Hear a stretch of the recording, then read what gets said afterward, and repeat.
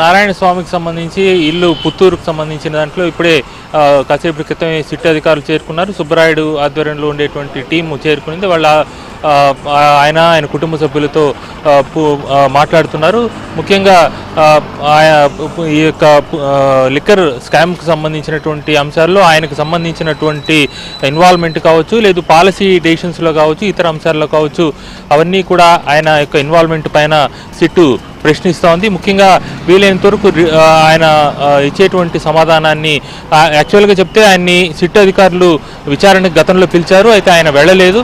ఆయన వెళ్ళకపోవడం వల్ల సిట్ అధికారులే ఇప్పుడు ఇక్కడికి రావడం జరిగింది.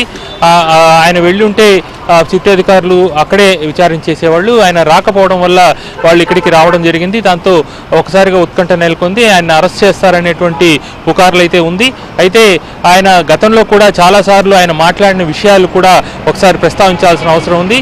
ఆయన నియోజకవర్గంలో పెద్దిరెడ్డి హవా నడిచింది తప్ప నారాయణ స్వామిది లేదనేటువంటి బాధ ఆయనలో ఉండింది. అదే దాంతోపాటు కొంతమంది అగ్రవర్ణాల వాళ్ళ యొక్క కనుసనలోనే ఆయన నియోజకవర్గంలో కూడా అనేక అంశాలు జరుగుతుందనేటువంటి ఆవేదన ఆయన పలుసార్లు వ్యక్తం చేసిన పరిస్థితి, బహిరంగంగా కూడా సభల్లో కూడా మాట్లాడిన పరిస్థితి ఉంది. ఈ నేపథ్యంలో ఒక మంత్రిగా, ఉప ముఖ్యమంత్రిగా ఉన్నప్పటికీ కూడా ఆయనకి ఏమాత్రం తన శాఖ పట్ల విలువ ఉండేది అనేటువంటి ఒక ప్రశ్న కూడా ఉదయిస్తూ ఉంది. ఆ విషయాలు కూడా ఆయన ఇటీవల కాలంలో ఆఫ్ ది రికార్డు కూడా చాలా మందితో చెప్పడం జరిగింది. ఈ నేపథ్యంలో ఇవన్నీ కూడా ఆయన సిట్ అధికారుల ముందు చెప్తారా, తన శాఖలో జరిగేటువంటి అంశాల పట్ల ఎలా జరిగింది ఏంటి అనేటువంటి విషయాలు, ముఖ్యంగా ఏ విషయంలో కూడా పాలసీ డెసిషన్ దగ్గర నుంచి ప్రతి ఒక్క విషయంలో కూడా ఆయన్ని ఏమాత్రం విలువిచ్చారు, ఆయనకు సంబంధించినటువంటి ఇన్వాల్వ్మెంట్ ఎక్కడ ఏ స్థాయిలో జరిగింది అనేటువంటి అంశాలను కూడా, అంటే యాక్చువల్గా నారాయణ స్వామి చాలా కుండబద్దలు కొట్టినట్టు ముక్కుసూటిగా మాట్లాడేసే వ్యక్తి.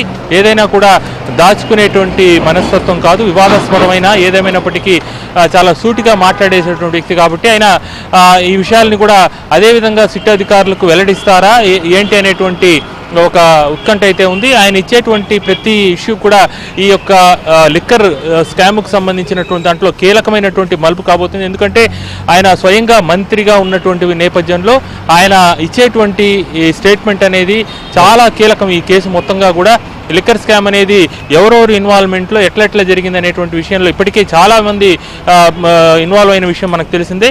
అయితే నారాయణ స్వామి ఒక మంత్రిగా ఉన్న నేపథ్యంలో కేసు ఇన్డెప్త్ వెళ్ళేటప్పుడు లీగల్గా ఈయనకు సంబంధించినటువంటి అంశాలు చాలా కీలకం కాబోతున్న నేపథ్యంలో సిట్ అధికారులు ఆ లీగల్ అంశాలను దృష్టిలో పెట్టుకుని సిట్ అధికారులతో పాటు లీగల్ టీం కూడా వచ్చినట్టు కూడా మనకు తెలుస్తోంది.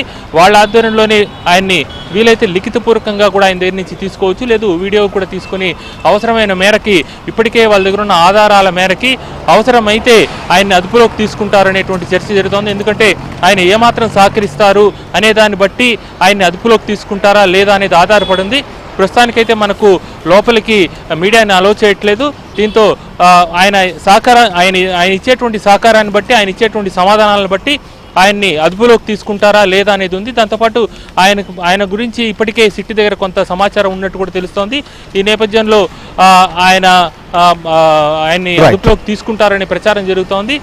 మొత్తం పుత్తూరంతా కూడా ఒకసారిగా ఏం జరుగుతుందనే టెన్షన్ వాతావరణం అటు తిరుపతి, చిత్తూరు, ఉభయ జిల్లాల్లో కూడా ఈ యొక్క ఉత్కంఠ అయితే ఉంది. ఏం జరుగుతున్నటువంటి ఇదైతే ఉంది. మొత్తంగా నారాయణ స్వామి ఏం చెప్పారు, ఏం చెప్పబోతారు అనేటువంటి అంశాలపైన భవిష్యత్తు ఆధారపడి